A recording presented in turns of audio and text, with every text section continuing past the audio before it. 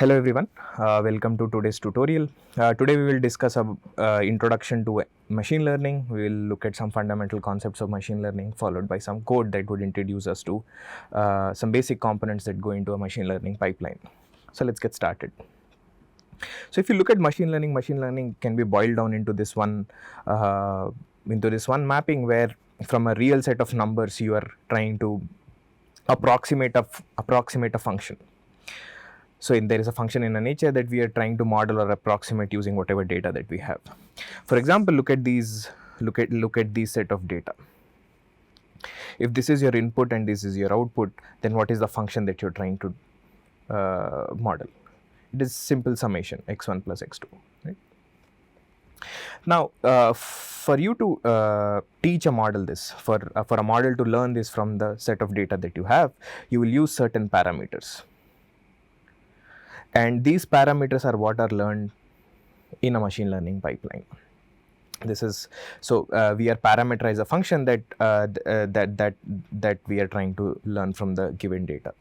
Now this parameterization is not really compulsory. There are also some family of non-parametric functions or non-parametric machine learning algorithms which do not really have these explicit parameters that a network is trying to learn.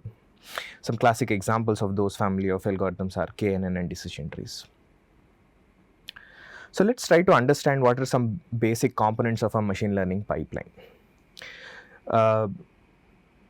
Invariably, these are the four components that you see in a machine learning pipeline. You start with data, you figure out a way to convert the data into some numerical representation which an algorithm can crunch.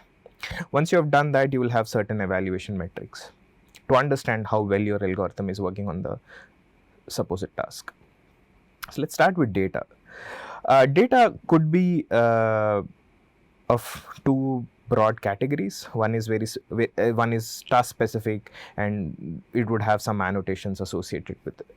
Some classic example of some annotated NLP data sets are, let's say, sentiment, where your X is basically, let's say, a review or a comment that is coming from certain source, and your gold or annotated value would be, let's say, any of one of these value from this set, positive, negative, or neutral. This is what we mean by task specific annotated data sets. But there is also large quantities of data available which is not really annotated for anything. Now this is data that is available at large scale and does not involve any human supervision or annotations. So this could be, let's say, an example of this could be, let's say, you scrape all the data that is available on internet. When you think about their scale, the scale could be TBs of text data, free flowing text data that could be used to train, let's say, some model. Your example of today's GPTs and llamas, etc., are usually trained on this large amounts of data which are not really annotated for anything. One example of this data set is something called PILE, which is around 800 odd GBs of data, and it is sourced from various websites and sources. So one could be, let's say, PubMed, which is medical journal and medical scientific journal data. Archive is also a popular source where preprints of many of the papers are saved. GitHub is where you are sourcing a lot of coding data, etc., etc. But one important thing to take away from this discussion is that there is usually a large amount of data that you can use for training your models, which do not really have any human supervision or human annotations involved in them. Once you have taken data, depending on what your underlying task is or downstream task is, there are some pre-processing steps that you would want to do. So if you're dealing with some text data, you would, depending on what is a downstream task, you might want to remove some punctuations, you might want to remove URLs, you might want to remove stop words, you want to do lowercase, you might want to tokenize, you might want to stem or lemmatize. So tokenization is this process where you would break down a sentence into small words. Let's say, instead of one complete string, you will break them into, let's say, a list of tokens. Another example of pre-processing when dealing with image data is this you can, let's say you start with a very large image, 1080 pixels of image, and then you can, let's say, because this is very large, you might want to just deal with, let's say, 24 pixels by 24 pixels. Let's say you're converting a high definition image into a smaller one. But if usually these images might be colored, and you might want to deal with grayscale images. And when it comes to classical tabular data, you might want to impute some missing values, you might want to standardize scales. Again, these are some processing techniques which are specific to modes, and which are also specific to some downstream tasks that you might want to do. So one of the examples that we had presented above in some pre-processing related textual data was this notion of stemming and lemmatization. In classical NLP algorithms, statistical NLP algorithms, there was value in reducing the particular word into their root form. For example, cry, cries, crying. In all these examples, a certain word cry is inflecting into all these forms, and which is reflecting, let's say in this case, certain tense of that particular word. In classical NLP method or statistical NLP methods, there was value in reducing all of them to their root form, that is cry. This was done, let's say, for various reasons, because instead of cry occurring in these various forms, for getting a better statistical understanding of this particular word, you might want to reduce all of its variations into their base form. Stemming and lemmatization are two ways of doing that, two ways of reducing a word into its base form. Now, lemmatization will convert a word into its lemma, but lemmatization is primarily rule driven, where you have there are resources which contain this mapping between a word and its root form.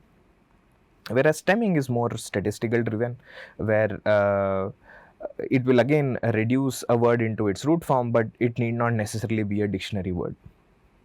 Whereas lemmatization guarantees a dictionary word.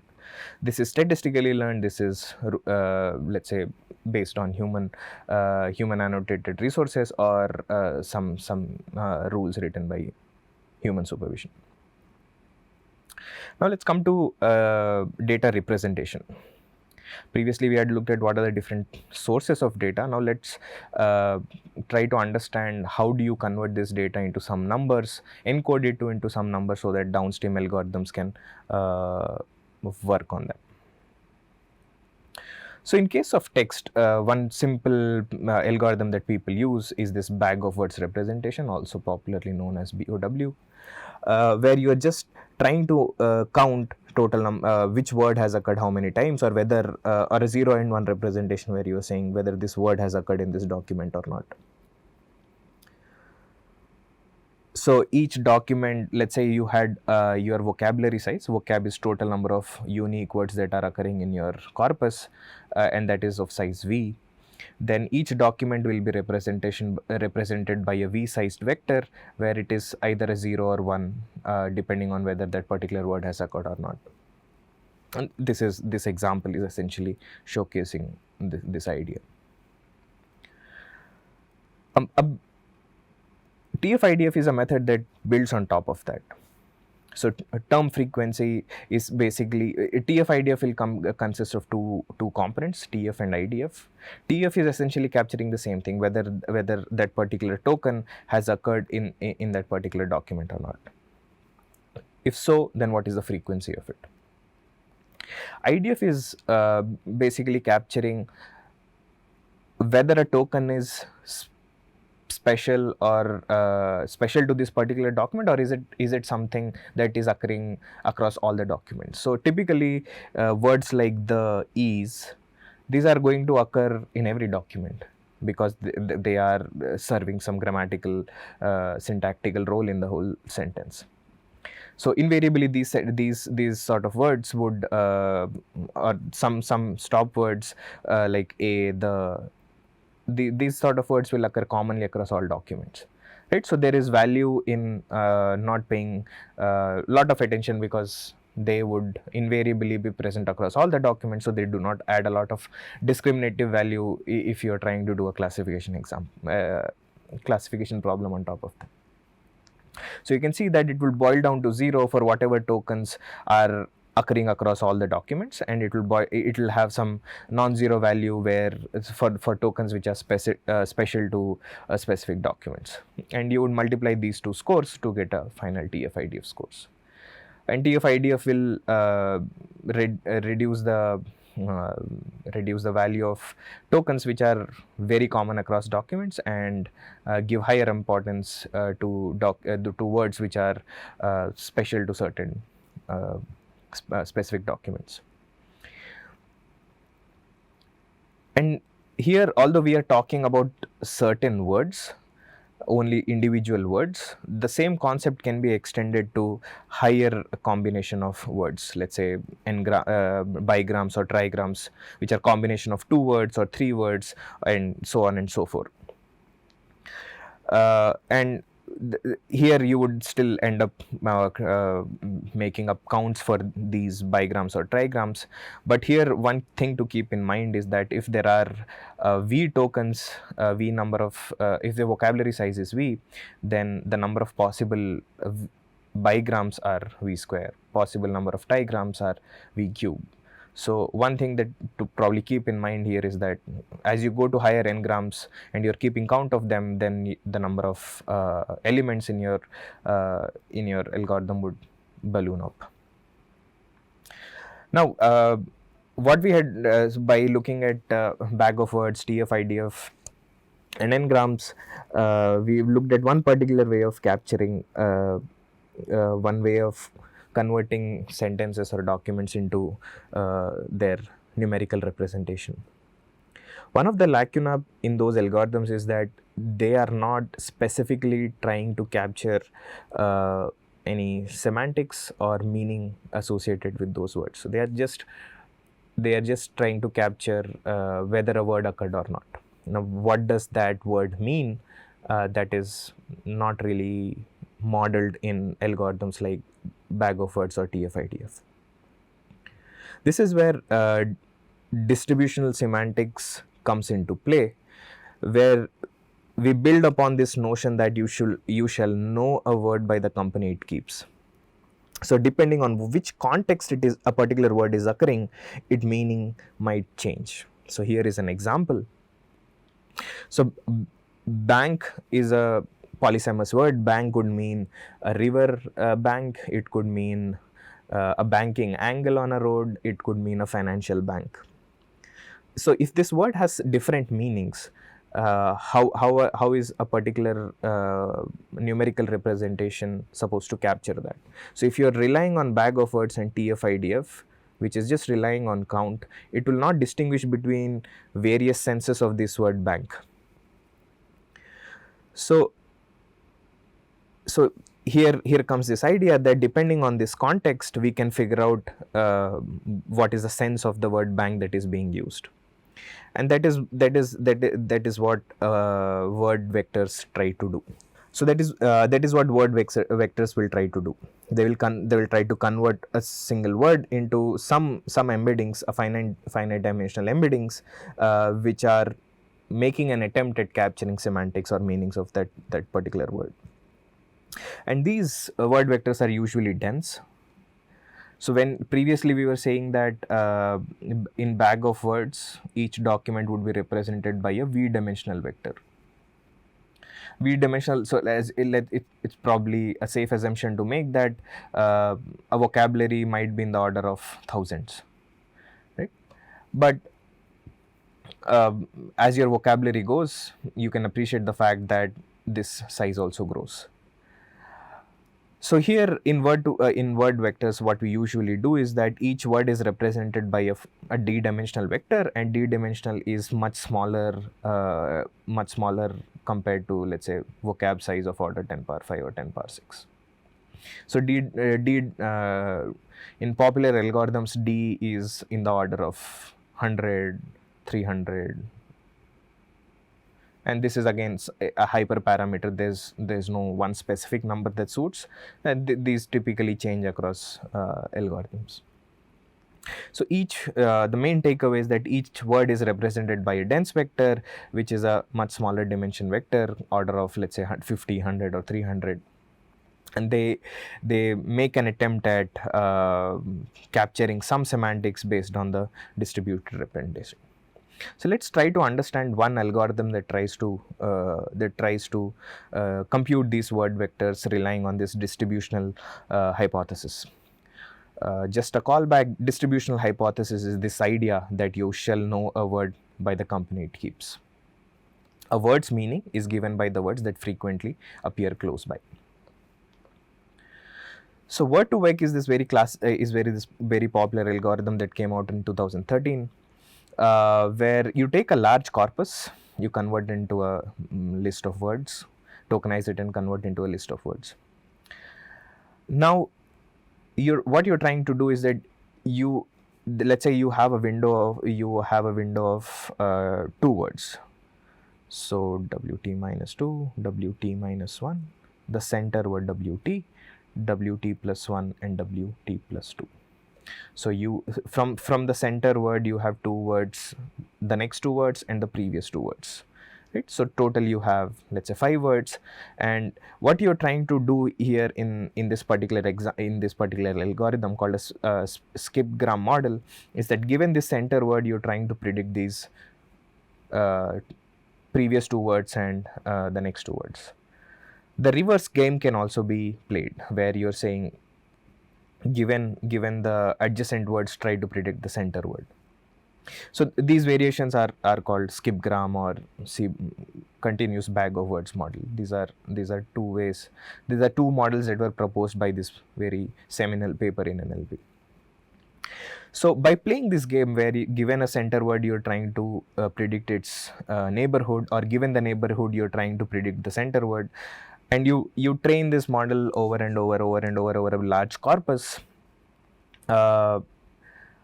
Since you are modeling the relationship between the context and the center word, this is very closely related to the distributional hypothesis, and you are saying that we can capture semantics of a particular word. So by doing this, at the end of, let's say, if your vocabulary was V, at the end of training this algorithm, you end up with this matrix of V cross D, where D is a small dimensional vector. So each word in your vocabulary is represented by a D dimensional vector. And these are what are called word vectors. There are, like word2vec, there are similar algorithms like glove, fast text, to name a few, where the central idea is still the same, that given center word, given neighborhood, you are predicting the center word, or given the center word, you are predicting the neighborhood, and there are a few flavors or variations to it.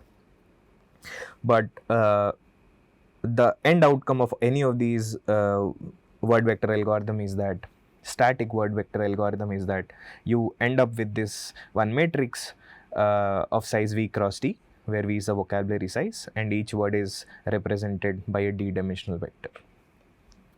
So one advantage with this is that since you have words and their corresponding vectors, you can do simple math. The classic example of king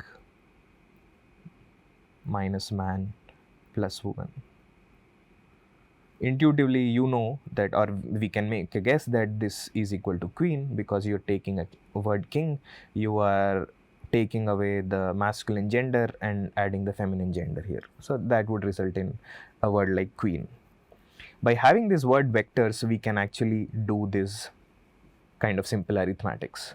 And we can also find out similarity of word vectors. Let's given a word like, let's say, India, you can query from this vocabulary what are its closest word, most similar words or most dissimilar words. So similar words, let's say, would be list of other countries like US, UK, etc. Right. So so far what we have discussed are various sources of data, various kinds of data, and a few ways of how we can convert data into some numerical representations that algorithms can crunch. Now let's look at few examples of those algorithms.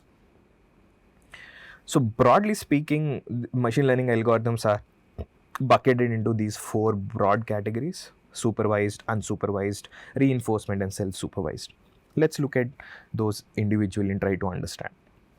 Supervised algorithms are where you are taking a labeled data set. So labeled data set is this collection of x's and y's, where x is your input and y is your label. So x could be review and y review text, and y could be the sentiment of that review text.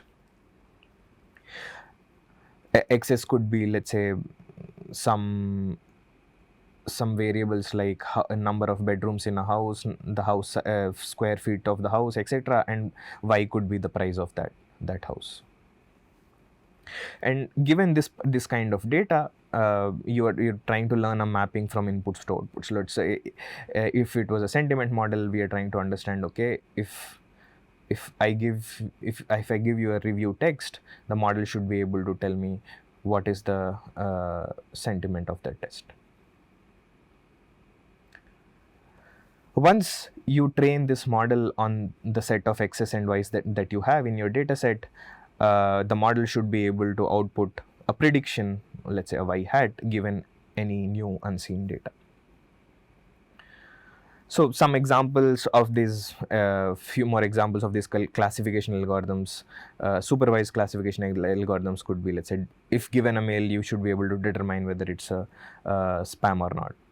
So here you are trying to classify a sample into a class A or B or C.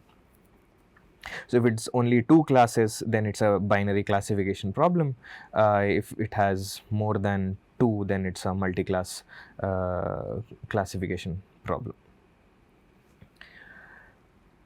On the other hand, there could also be there could also be problems where instead of predicting the class, you're trying to predict some real valued number. So one example that we were trying to that we discussed previously was price of a house given some attributes of the house, right? Like number of bedrooms, the square feet size, etc., etc. So these are called regression problems, where you are trying to predict a real valued number, as opposed to a classification problem where you're trying to predict whether a sample is from class A or class B or any other class. So some common examples are linear regression. Again, this is a regression problem where you're trying to predict a real valued number. A very simple example of a classification algorithm is this logistic regression, where given your x's, you're trying to predict a class, whether it's y, 1 or 0. Few more examples are decision trees, support vector machine, and neural networks. Neural networks we'll look into some detail in following tutorials. The next bucket of algorithms are called unsupervised algorithms, where so previously you had a set of x's and y's. This was what your data set was when it was supervised. For a given x, you had some annotation annotation or goal truth corresponding to it. Whereas in unsupervised, you don't really have this. You don't really have y. All you have are sets of x. And the goal of these unsupervised algorithms is to find some hidden patterns in this data. So one example could be clustering. So you have a lot of data about, let's say, customers who are accessing your portal, and you're trying to understand what are their groups. Are they coming from urban areas, or rural areas, or any other any other bucketing that you might find out from your data. And these are typical clustering problems. So looking closely at this figure, you can see that your samples are in this particular examples, your samples are varying based on the shape. Some are circles, some are rectangles, and some are triangles. And they are also varying based on color. So some are yellow, some are pink, some are blue. And when you're applying an unsupervised algorithm to classify them or cluster similar elements together, there are two possible answers here, right? You could cluster based on the color, you could also cluster based on their shape. And both are valid answers, right? So and so you depending on how or which algorithm you're running, you can end up at any of these two conclusions.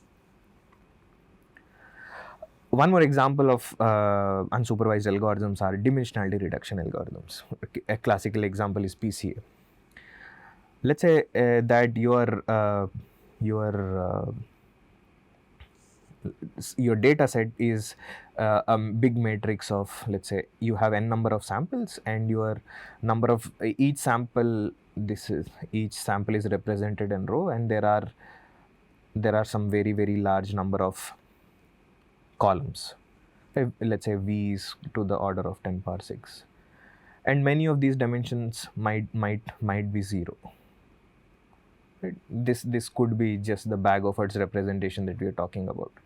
If you are talking about, let's say, a document, and there are, let's say, thousands of words in your vocabulary, and your sentence is only, let's say, 10 words long, it makes sense that most of the elements in this whole vector, this 10 power 5 sized vector, would be zeros.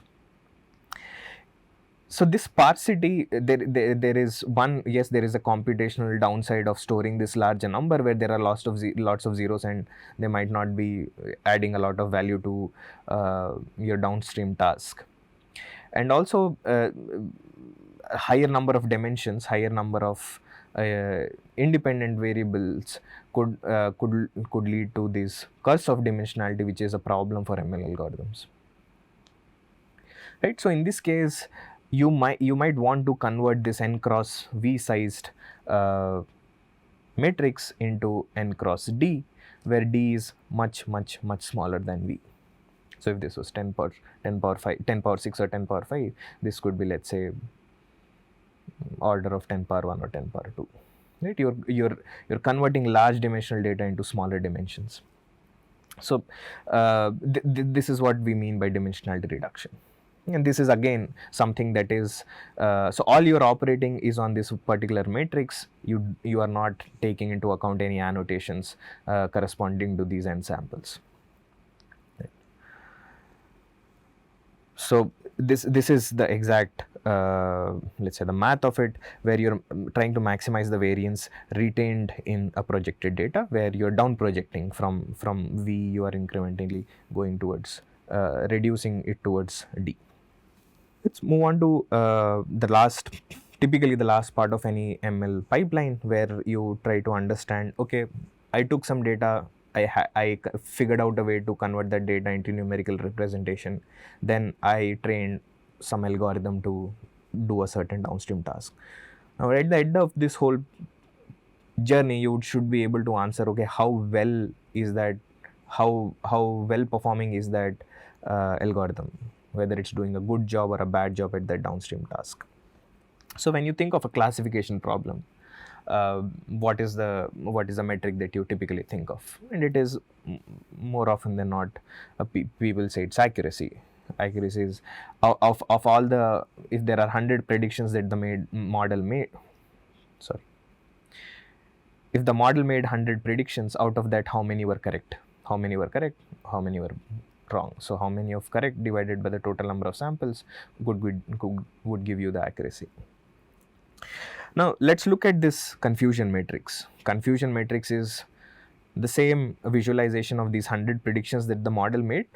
And let's say you are doing a binary classification problem. There is class A, class B, and you are trying, and this is ground truth, the actual label that came along with the data set. And these are the predictions that the model made. These A and B are the predictions that the model made. So what is the accuracy of the model here? So the ground truth was A, predictions were A, ground truth were B, predictions were B. So your accuracy is this, right? 98 divided by 100. This becomes 98. right? Which indicates that the accuracy is really high. But when you look at class B, there were only 2 instances of class B in your data, and both of those instances were misclassified. So when you're looking from a perspective of class B, the model isn't really good, right? A typical example that is quoted in such scenario is, let's say you're trying to detect whether a particular sample is cancerous or not, or particular patient is cancerous or having cancer or not.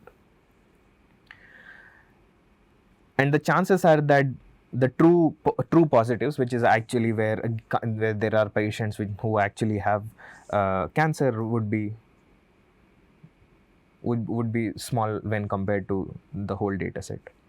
In such a case, if your algorithm is working like this, although the point of this algorithm was to detect cancer, it is doing a very bad job at detecting these cancerous patients, right?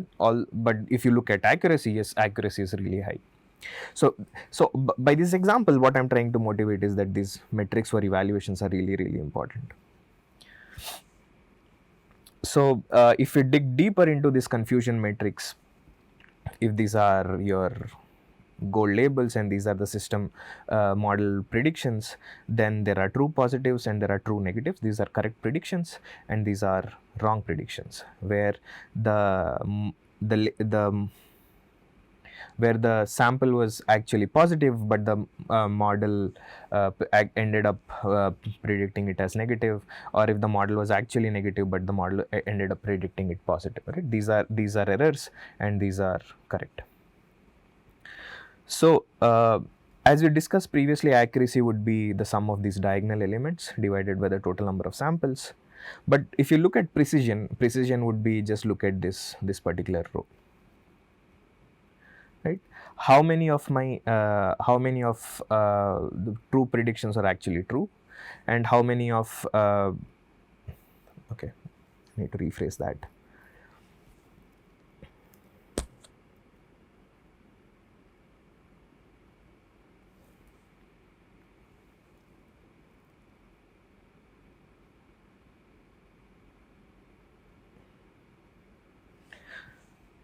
So precision would capture of the samples that were predicted as positive by the model, how many of them are actually positives, true positives.